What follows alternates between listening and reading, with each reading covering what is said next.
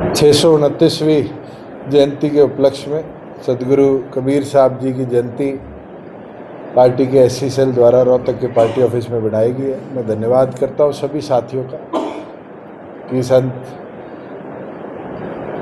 कबीरदास जी के दिखाए हुए असूलों पर समाज को आगे ले जाने के लिए आज सभी साथी यहाँ एकत्रित हुए और विश्वास करता हूँ कि समाज का प्रत्येक व्यक्ति उनके दिखाए रास्ते को इसी तरीके से जात पात से ऊपर उठकर आगे ले जाने का काम करे। और मुझे पूर्ण विश्वास है कि हम सब मिलकर भी जो कदम हमने आज से 2 साल पहले उठाया था, जहाँ देवालय वहाँ पुस्तकालय, उस कदम को आगे लेकर जाएंगे। और हरियाणा प्रदेश में लगभग 1500 डिजिटल लाइब्रेरीज़ को हमने उस समय स्थापित करने का काम किया और इस लक्ष्य को प्रत्येक गांव तक ले जाने के लिए सभी साथी आज संकल्प लेकर यहाँ से जाएंगे। और आने वाले भविष्य के अंदर जहाँ जहाँ मंदिरों में चौपालों में हमें स्थान मिलेगा, वहाँ डिजिटल लाइब्रेरी की स्थापना में अपना सहयोग भी देंगे और सामाजिक तौर पर कैसे शिक्षा को ग्रामीण अंचल तक और बेहतर तरीके से पहुंचाया जाए, इस सपने को पूरा भी करने का काम करें।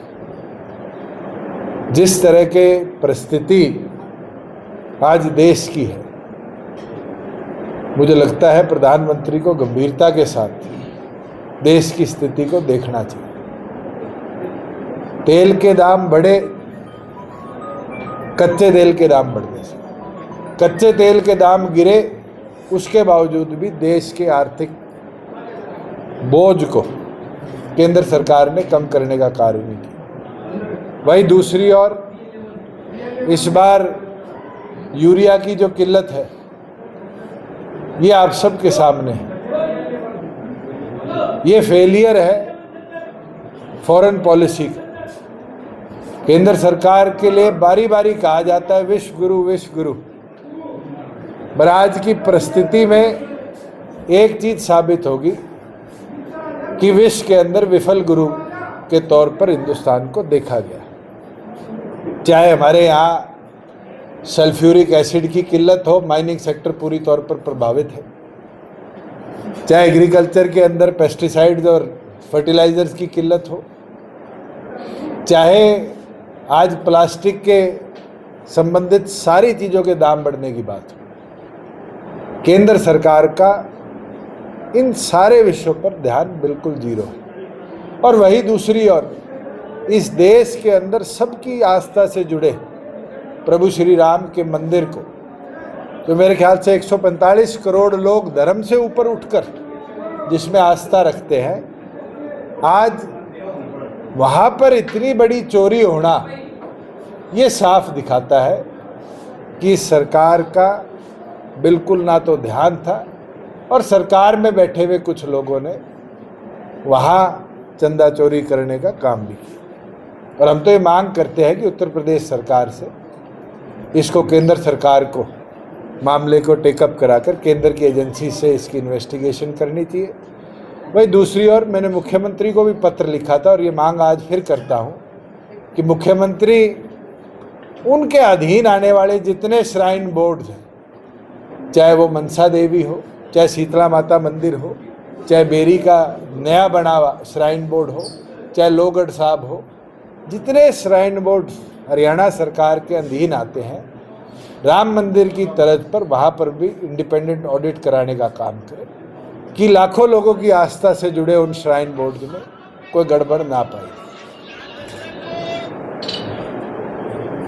कोई आपके सवाल? अच्छा, तेल का था, लेकिन आजकल जो E20 वाला है सबसे ज्यादा मामला कि एथेनॉल की जो मिलावट, उससे कई तरह की शंकाएं पैदा हो रही है। सरकार मान रही है कि इससे एवरेज रख रही है, लेकिन इसके बावजूद उसका एवरेज नहीं, ये तो आप सबके सामने है कि कितने बड़े स्तर पर एथेनॉल ब्लेंडिंग से हमारी पेट्रोलियम कंपनीज की वजह से गाड़ियों की बर्बादी देश में देखी जा रही है। पिछले दिनों एक पत्रकार साथी की वीडियो आई थी, उसकी नई ली हुई गाड़ी का इंजन बैठ गया। और एक नहीं है, अनेक लोग हैं, कईयों को तो मैं भी जानता हूँ, जिनने शायद 95 वाला ऑक्टेन नहीं डलवाया और बेसिक पेट्रोल अपनी गाड़ी में डलवाया और उनके इंजन सीज हो। और एक बार नहीं, अनेक बार ये दिक्कतें आई। केंद्र सरकार को तुरंत प्रभाव से एथेनॉल ब्लेंडिंग को रोल बैक करना चाहिए जब तक पूरी दुरुस्तगी के साथ व्यवस्था ना बढ़े। और इसका एक कारण ये भी है कि 1-2% तक ब्लेंडिंग तो चल जाती थी, आज 10% के लगभग ब्लेंडिंग जो आ रही है और कई मात्रा तो ज़्यादा भी आई है। ये साफ दिखाता है कि हमारे मशीनरी और इक्विपमेंट्स उसके लिए तैयार नहीं थे। पेट्रोलियम मिनिस्ट्री और रोड ट्रांसपोर्ट मिनिस्ट्री का गलत निर्णय था, जिसने आज लाखों कार यूजर्स को, बाइक यूजर्स को आज दिक्कत में डालने का काम किया। परिवहन मंत्री ने साफ कर दिया कि अभी तक एक भी कोई ऐसी घटना नहीं हुई है जिससे किसी गाड़ी का इंजन खराब हो, कोई गाड़ी घटनाएं तो मैं आपको उदाहरण लिखित में दे देता हूं और आप कंपनी से वेरीफाई करा लें। ये तो रेंज रोवर जैसी बड़ी गाड़ियों में भी दिक्कत आई है और ऑल्टो जैसी छोटी पेट्रोल की गाड़ियों में भी दिक्कत आई है। अगर ये डाटा केंद्र सरकार कंपनी से मांगेगी जभी तो उपलब्ध होगा कि कितने पिछले 1 साल में केसेस आए हैं जहां ब्लेंडिंग के कारण इंजेक्शन में और इंजन में दिक्कतें देखने को कस्टमर्स को मिली। 17 जुलाई को प्रधानमंत्री आवास योजना को किस तरह तो मुझे तो उम्मीद है 4 परियोजनाएं बड़ी आज पेंडिंग है। देश का सबसे बड़ा फायर ट्रेनिंग इंस्टीट्यूट, जिसके लिए 25 एकड़ जींद जिले के अंदर ज़मीन खेड़ी मसानिया गांव में सरकार के नाम ग्राम पंचायत ने कराई थी। आज 3 साल हो गए उस परियोजनाओं को केवल मात्र कागज में रखने का काम किया है। आज फायर सेफ्टी एक बहुत बड़ा मुद्दा है। वेनेजुला के अर्थक्वेक के बाद आपने स्वयं देखा होगा कि उस देश में नागरिक इसलिए मरे क्योंकि उस देश को अर्थक्वेक के लिए फायर सेफ्टी के लिए ट्रेन किया ही नहीं गया। दिल्ली के अंदर आपने स्वयं देखा किस तरह 22 लोग झुलस कर एक होटल के अंदर आग में मरे क्योंकि वहाँ व्यवस्था नहीं बन पाई थी। हमने तो उसके लिए कदम उठाया था और उम्मीद करता हूँ उसका नींव पत्थर रखा जाएगा। पानीपत से लेकर डवाली तक का जो गडकरी साहब ने अनाउंस भी किया था और उसको सेंट्रल जो इंफ्रास्ट्रक्चर कमेटी है CIC, जिसको होम मिनिस्टर अध्यक्षता करते हैं, उसने अप्रूव भी कर रखा है, उसकी घोषणा भी करेंगे।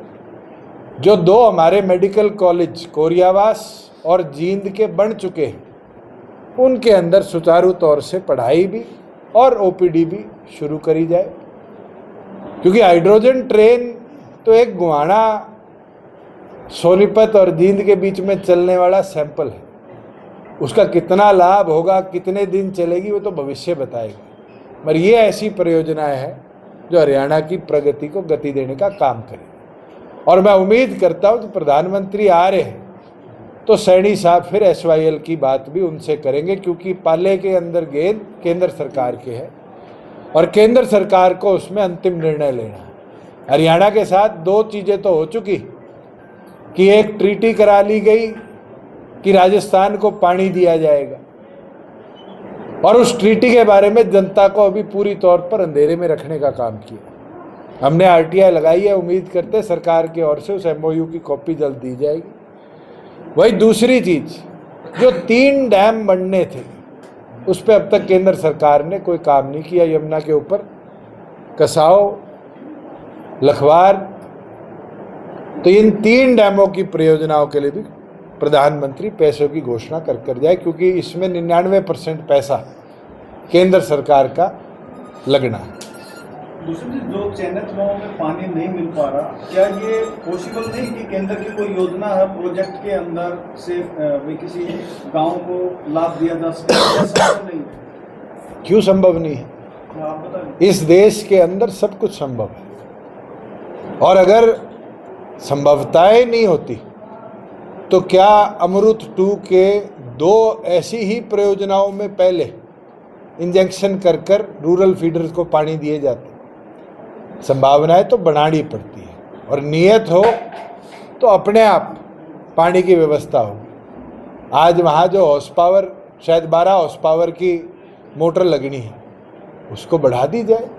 जब पंपिंग कैपेसिटी बढ़ जाएगी तो ऑटोमेटिकली पाइप में पानी ज़्यादा चलेगा और उससे डाइवर्ट किया जा सकता है। पर मुख्यमंत्री का पंचायत को बुलाकर ये झूठ बोलना कि आज तक अमृत 2 में कहीं पंचरिंग नहीं हुई, ये साफ दिखाता है कि ग्रामीण अंचल को पानी देने की व्यवस्था बनाने के लिए सरकार पूरी तौर पर निर्धारित है। मैंने तो स्वयं 22 करोड़ रुपया उकलाना मंडी और उकलाना को अमृत 2 के अंदर सैंक्शन करवाया था, और एक ही पाइपलाइन से उकलाना मंडी और उकलाना गांव को पानी गया था। ऐसे ही 7.5 करोड़ रुपए में सूरेवाड़ा और उसके साथ लगते हुए गांव में हमने पानी पहुंचाया था। ऐसे ही उचाना के अंदर, चाहे वो अपने जल जीवन मिशन हो, चाहे अमृत हो, इस योजना के अंदर नरवाना से पाइपलाइन ले जाकर जींद में 44 एकड़ की पानी की डिगी बनाकर जींद को पहली बार नॉन ट्यूबवेल 12 बाखड़ा के पानी से जोड़ने का प्रोजेक्ट मंजूर किया था, और शायद 250 से 300 करोड़ के बीच का प्रोजेक्ट था। और उसी प्रोजेक्ट के साथ हमने 36 गांव ऐसे थे जो बीच में पड़ते थे, उनको पाइपलाइन से बाखड़ा का पानी भी उपलब्ध कराया। तो परियोजनाएं तो बनानी पड़ती है, और सरकार की नीयत हो तो परियोजनाएं बनेगी।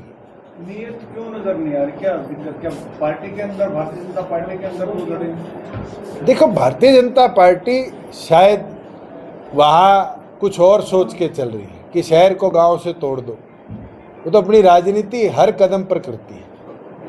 वो कहीं ना कहीं इस मंशा से है कि हमें पानी भी ना देना पड़े और आपसी झगड़ा भी लोगों के बीच में। अगर मुख्यमंत्री चाहते तो पहले दिन वहाँ पाइपलाइन की कैपेसिटी बढ़ाने की घोषणा कर देते। मुख्यमंत्री ने पाइपलाइन की कैपेसिटी बढ़ाने की तो बात नहीं कही, उन लोगों को झूठा दिलासा देकर वापस भेजने का काम किया। ये दिखता है कि उनकी मानसिकता कुछ और है। अगर राजनीतिक फायदा ना मिल रहा होता तो अब तक तो घोषणा कर दी जाती, और पाइपलाइन का कार्य भी एडमिनिस्ट्रेटिव अप्रूवल की ओर चल पड़ता। और अब तक कोई कदम ना उठाना, ये दिखता है कि इनकी मंशा कुछ और। पाइपलाइन बिछाई लेकिन वो NH ना मिलने के बाद से भाग रहे हैं पाइपलाइन। देखो, NHAI से परमिशन लिए बिना या रेलवे से परमिशन लिए बिना आप सेंट्रल गवर्नमेंट के एसेट्स को तो तोड़ सकते नहीं। और ये जल्दबाजी में जिसने फैसला किया है उसके खिलाफ कार्रवाई भी होनी चाहिए कि बिना परमिशंस के, बिना अप्रूवल्स के इतना बड़ा कार्य कैसे छिड़ा जाए। भूपेंद्र सिंह हुड्डा ने सवाल उठाया कि जिस ट्रैक पर वो ट्रेन चला रहे हैं वो ट्रैक हमने बनवाया। चलो, बनवाया है, क्या उस ट्रैक को बनाने के बाद उस ट्रैक से कोई मेजर ट्रैक को जोड़ा गया? क्या दिन में 2 बार ट्रेन जाने के सिवाय उस ट्रैक पर कोई उद्धार विकास हुआ? मुझे खुशी है ये कहते हुए कि मैंने प्रोजेक्ट अप्रूव कराया, उस प्रोजेक्ट की घोषणा होगी और जल्द उस पर काम शुरू होगा। और शायद आप लोगों को भी नहीं पता कि एक नैरो गेज की पटरी गुड़गांव से फारूक नगर तक आती थी। आज वो नैरो गेज, ब्रॉड गेज तो बन गई थी, मगर फारूक नगर से आगे उस पटरी को ले जाने का कदम किसी ने नहीं उठाया। मुझे खुशी है कि पिछले बजट के अंदर उसको झज्जर तक और झज्जर से लेकर दादरी तक जोड़ने की परियोजना की घोषणा करी। और आप देखना, जिस दिन ये कार्य पूरा होगा, दिन में 2 बार नहीं, दिन में 100 बार जो ये जाम दिल्ली रोहतक के बीच में लगता है, ये डाइवर्ट होकर वहाँ से ट्रेनें आने लग जाएगी। शताब्दी जैसी ट्रेनों को भी नया ट्रैक मिल जाएगा। वो विजन होता है कि आपने उद्योग को बढ़ावा दिया, मोटरेबिलिटी को बढ़ावा दिया। इस ट्रैक से तो उस क्षेत्र के किसान पीड़ित हुए, ना कि उस क्षेत्र के बीच में ट्रांसपोर्टेशन में कोई फ़ायदा मिला। आज बाय रोडवेज की बस जींद से आप 55 मिनट में सोनीपत पहुंच सकते हो, और उस ट्रेन के अंदर इतने स्टॉप है कि आदमी को 3.5 घंटे लगते हैं।